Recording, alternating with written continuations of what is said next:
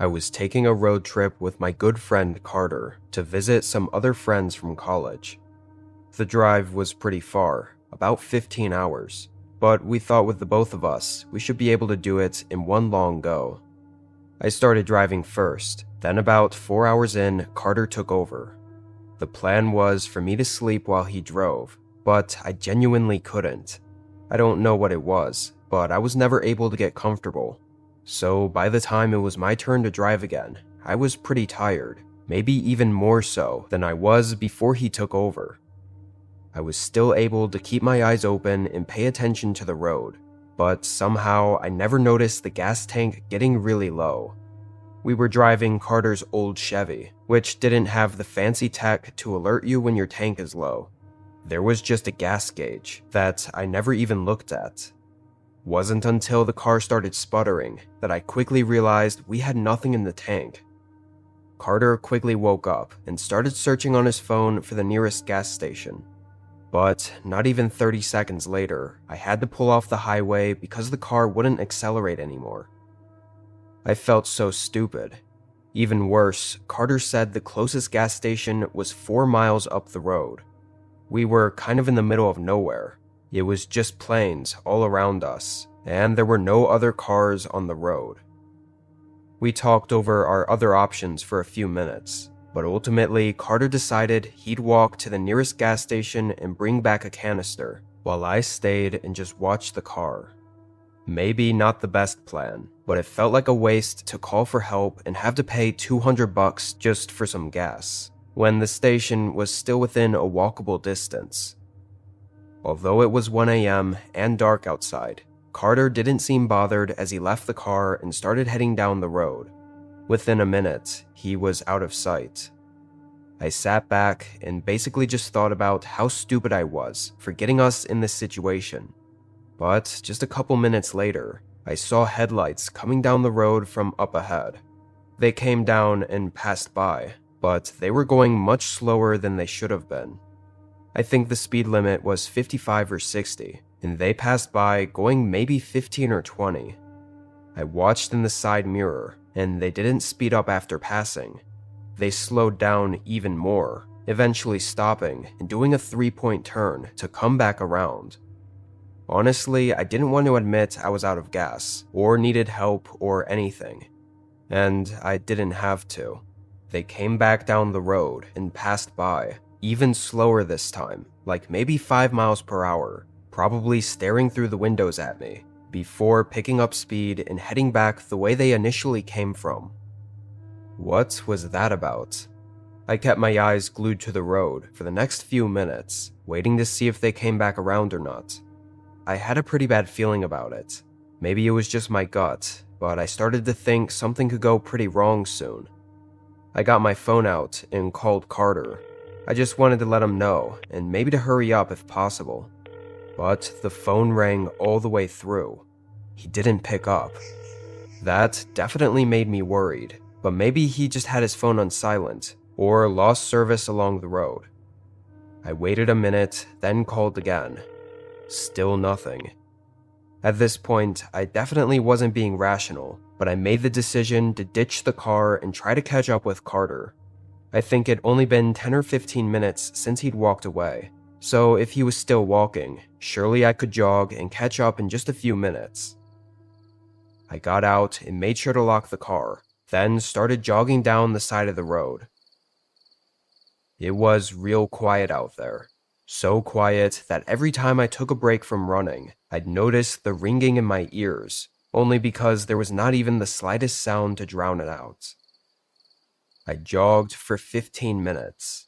I thought I would have caught up to Carter by then, unless something made him start jogging or running for some reason. I decided to pull out my phone and call him once more, and it was just then that I heard the sound of it ringing. It was very faint, in the distance, somewhere off the side of the road. I looked out at the nothingness past the shoulder of the road, and just barely, I could see a light glowing in the grass. My body tensed. "Carter?" He didn't respond. I couldn't see anything at all, aside from the dim phone screen glowing. I took a few steps off the road and into the grass, calling out again. Finally, I got a response. I could faintly hear Carter's voice coming from somewhere near where the phone was, but I couldn't tell what he was saying.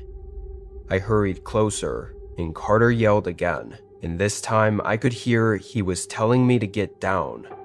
I still couldn't even see him yet, but I did what he said, ducking in the grass. And that's when I looked back and saw a car coming down the road. I immediately knew it was the same one I'd seen, moving slowly, just like before. They were looking for us, or Carter, I guess. They made 3 or 4 turnarounds, slowly passing the area and very obviously searching for us. Once it seemed like they finally left, we got up and booked it to the gas station.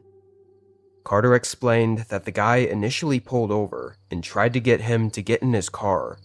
He said he was extremely creepy and really didn't hide the fact that he had bad intentions. After Carter refused, the man stepped out of his car, and Carter instantly took off running. I guess the guy thought he'd just continue running down the road, so he got back in his car to chase him, but Carter ran off the road, jumped in the grass, and just hid. At some point, his phone flew out of his pockets, and he was too scared to get up and reveal himself, so he just stayed hidden. Anyway, we got to the gas station and were able to get help. We also told the police about the guy, describing his car and everything, but they never found him.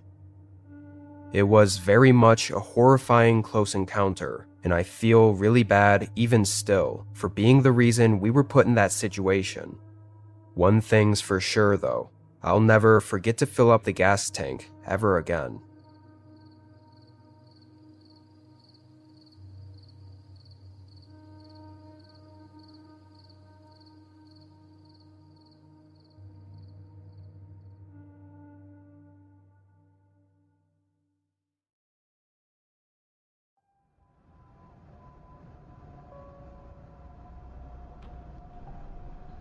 This was back in 2014.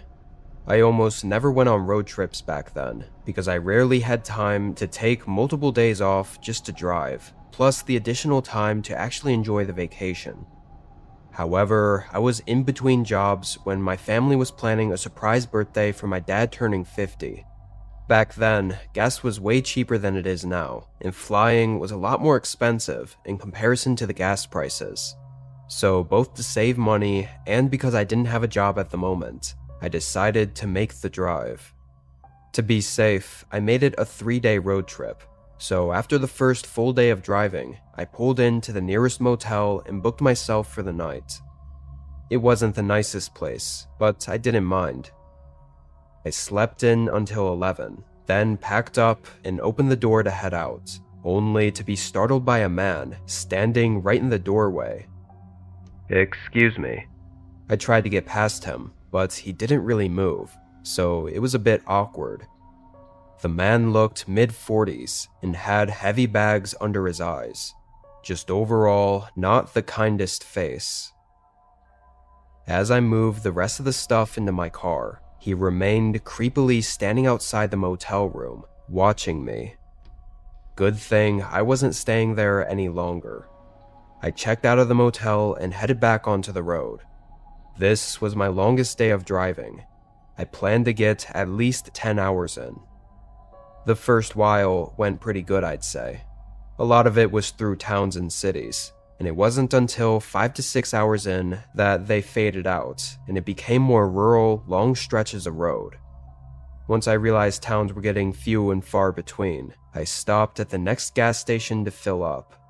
I paid and started the pump, then headed inside to get a coffee for the road. When I was heading back to my car though, I saw someone pull their car up really close to mine. Like from the front, it looked like their bumper was touching the back of my car. It was a deep red, old Corolla. Nobody was outside of it putting gas in, and the windshield was tinted. I couldn't see anything at all through it. But knowing someone was in there, I couldn't shake the sense that they were watching me. I took the pump out and got back in, leaving the gas station. Almost immediately after, that car left too, again never having put gas in or anything, and pulled up behind me to merge onto the highway. I was hoping this was all just a coincidence and just continued with my drive. I noticed them behind me for a while, maybe 5 or 6 cars back. But as the sun set, I couldn't really tell what cars were what. I could only see a cluster of headlights behind me. As it got later, fewer and fewer cars were out, and I went about 4 more hours without seeing that car again.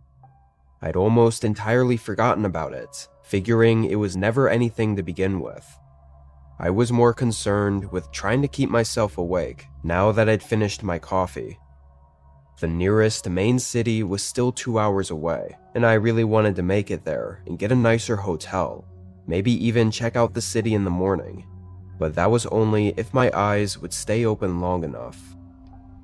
I thought maybe if I stopped to get another coffee, not even for the caffeine, but just for the distraction of constantly sipping on it, maybe it'd be enough for me to power through the next 2 hours.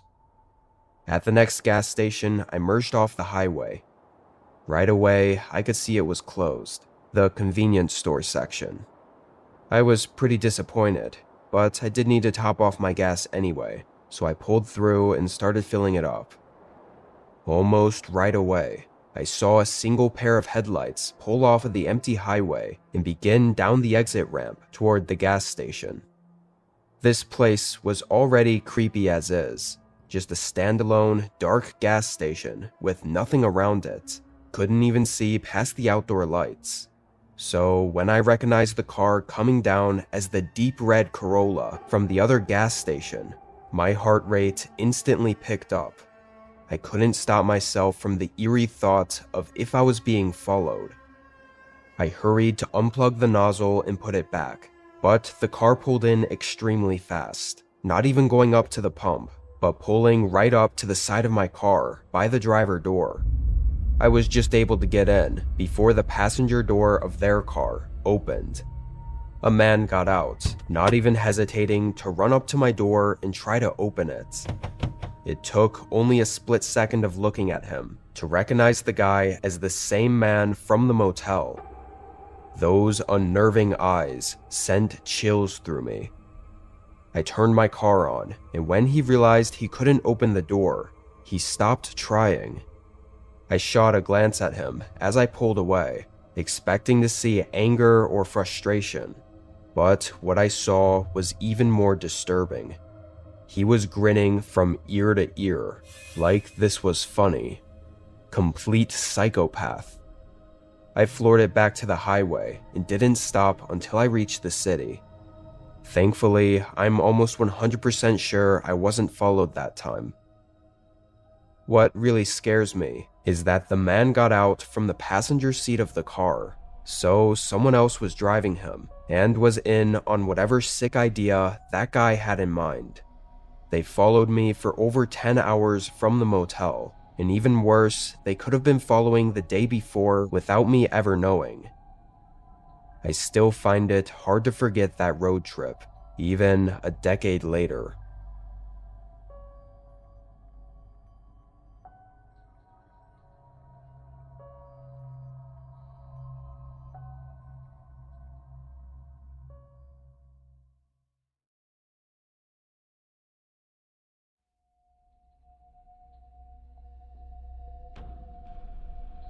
A few years ago, when I was in college, I was heading home to meet up with my family over winter break. The drive was nearly across the entire country, so multiple long days in a row of non-stop roads. I was a broke college student though, so I wasn't booking any hotels or even motels. I packed some blankets in the back seat and figured I'd sleep wherever I could, whenever I got tired. Around 1 a.m., and after 11 hours straight of driving, I finally called it quits for the night. I was starting to get dangerously tired, so I found the next rest stop I could sleep at, and pulled over. It was one of those small pull-offs right on the side of the highway, meant for just a few cars or trucks. It had a little building with what looked like a washroom, and a couple vending machines. There was only one other car there, parked in the spot farthest back, so I parked in the opposite spot to give us both some privacy. Then I got up to stretch my legs and use the restroom real quick. It definitely wasn't clean in there, which was kinda gross, but I did my business, then left to go back to my car. When I did, there was a man standing right outside my window. He was looking in at what I had in there. Can I help you?" My voice visibly startled him. He nervously took a few steps back and chuckled, saying he was trying to see if I was in there to ask if I had some cash for the vending machine. My car was basically a fishbowl, all clear, untinted windows that you could easily see whether or not I was inside, so there was no reason to be pressed up to my windows, looking in like he was. "Yeah, I got no cash on me. Sorry, man," I said, walking around him to get back in my car. But to my surprise, he didn't leave. He actually tried to start another conversation, asking me what brought me out here tonight. I'm on a road trip. I'm sorry, but I really need to get some sleep. I can't really talk right now." I got in my car, and the guy did a sorry wave, then walked down to the other car and got in. I was a bit relieved to see he got in the car, and wasn't just a homeless person being creepy at a random rest stop. To be honest though, I think I was too tired to even feel uncomfortable, or care what that man was up to. I just wanted to sleep. Thinking back on it though, and in a normal state of mind, I probably would have just left and gone to the next rest stop. I reorganized the mess in my front seat, tossing everything in the back, then leaned my seats as far back as I could and tried to get comfortable. I had my eyes shut for just a few minutes before I could tell some lights were moving around outside my car, which made me open my eyes to see what it was. I sat up, seeing in the mirror that guy had moved his car right up behind mine. I watched for a minute, unsure why he'd moved at all, but with things getting a little too creepy, I knew I had to take the L and just find somewhere else to sleep. I pulled my seat back up, tossed my car in drive, and got back on the highway. I had a few unfriendly words to say under my breath about that dude as I pulled away. There weren't a lot of places to stop at on this stretch of road, so this inconvenience was going to cost me at least 30 to 40 minutes. It was dangerous how tired I was on this drive. My eyelids would close for a second or two, then shoot back open once I realized I was dozing off. This pretty much went on and off the whole way, until finally I reached the next rest stop. Or what was a rest stop. It looked very similar to the other one, except it was without a doubt abandoned, or out of service. The building was all taped up and decaying, and graffiti covered most of the exterior. Still, it was a place to pull off, and I figured I wouldn't have any issues sleeping here just for a few hours. Not sure if it was because the place was quiet and abandoned, or me just being really tired, but I passed out within a minute. I have to say, before I woke up, I got some pretty good sleep. I think I slept from 2 a.m. to 4 a.m. before I woke up violently to a crash against my car. The whole car shook as I scrambled to figure out what the hell happened. I looked in my left mirror, seeing a car's headlights parked right behind me. Then I looked in the right mirror. There was a man right beside my car with a metal baseball bat. He swung it again, bursting the back window. I kept yelling "what the fuck" over and over, trying to get my keys and get away. The man came up to the passenger window, where I then saw it was the guy from the other rest stop. He had this sinister smile and started taunting me, saying "liar" repeatedly as he kept swinging the bat against my car, then staring at me with that smile and calling me a liar again. I didn't know what he was talking about, but I was able to get the car on and leave before it got worse. I called 911, phone shaking in my hand as I drove away. I was able to meet up with an officer at a gas station, where I explained the incident and was able to take note of the damage to my car. 2 windows were shattered, and dents were scattered all over the doors, and somehow I didn't notice that my back right tire was also slashed and almost flat. Another officer went to the abandoned rest stop, finding all the glass shards on the ground, but the man was already long gone. They notified all the patrol cars of the man's appearance and vehicle, but came up empty-handed. After being stuck in an unknown town for a few days to get my car fixed, I was able to make it home safely. It's crazy how insane some people are. I mean, I assume that guy lost his shit over something as simple as me not giving him a few bucks for the vending machine, or even just not wanting to talk to him at 1 a.m. on the side of a highway. The fact that I could have died that night over something so absurd is horrifying.